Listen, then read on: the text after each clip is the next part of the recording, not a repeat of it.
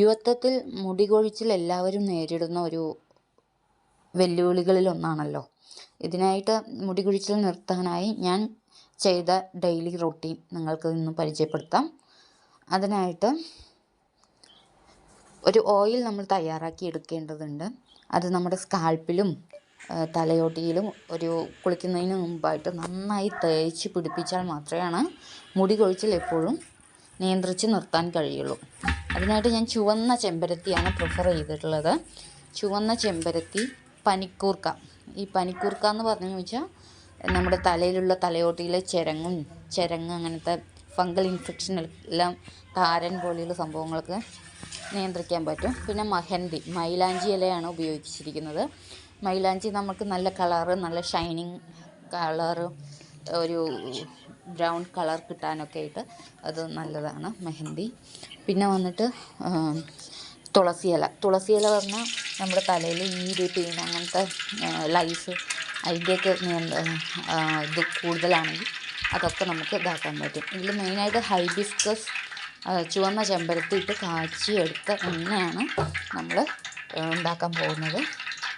ചുവന്ന ചെമ്പരത്തി എണ്ണ ഉപയോഗിക്കണം എന്ന് പറയുന്നതിൻ്റെ കാരണം അതിലാണ് ഏറ്റവും കൂടുതൽ നമ്മുടെ മുടിക്ക് വേര് ബലം കിട്ടാനുള്ള സംഭവം. ഒരു വഴുവഴുപ്പൊക്കെ ഉണ്ടാവുമല്ലോ, അതാണ് ഈ എണ്ണയിലേക്ക് ഇറക്കാൻ ഉദ്ദേശിക്കുന്നത്.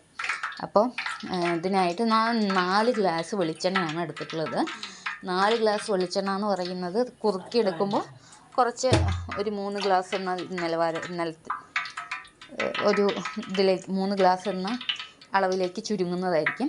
അപ്പോൾ അതിൽ 4 ഗ്ലാസ് എണ്ണ എടുത്തു കഴിഞ്ഞാൽ തന്നെ നമുക്ക് 6 മാസത്തേക്കൊക്കെ ഉപയോഗിക്കാൻ പറ്റുന്നതായിരിക്കും. 6 മാസം വരെയൊക്കെ വെച്ച് ഉപയോഗിക്കാവുന്നതാണ്. അപ്പോൾ അതിനായിട്ട് ഒരു ഉരുളിയിൽ 4 ഗ്ലാസ് വെളിച്ചെണ്ണ നമ്മൾ എടുത്തിരിക്കുന്നു. അത് ആട്ടിയ വെളിച്ചെണ്ണ എടുക്കാൻ പ്രത്യേകം ശ്രമിക്കുക.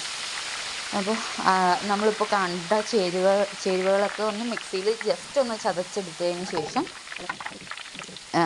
തിളച്ച് നന്നായി ചൂടായിട്ടുള്ള എണ്ണയിൽ ഇട്ട് നന്നായിട്ട് ഇളക്കി കൊടുത്ത് നന്നായി ഒരു അരമണിക്കൂർ, 20 മിനിറ്റ് അല്ലെങ്കിൽ അരമണിക്കൂർ നേരം ഉരുളിയിൽ തന്നെ ഇട്ട് നന്നായിട്ട് തിളച്ച് അതിൻ്റെ ആ ചണ്ടി അങ്ങനെ കിടക്കുന്നത് തന്നെ താഴെ അടിയും.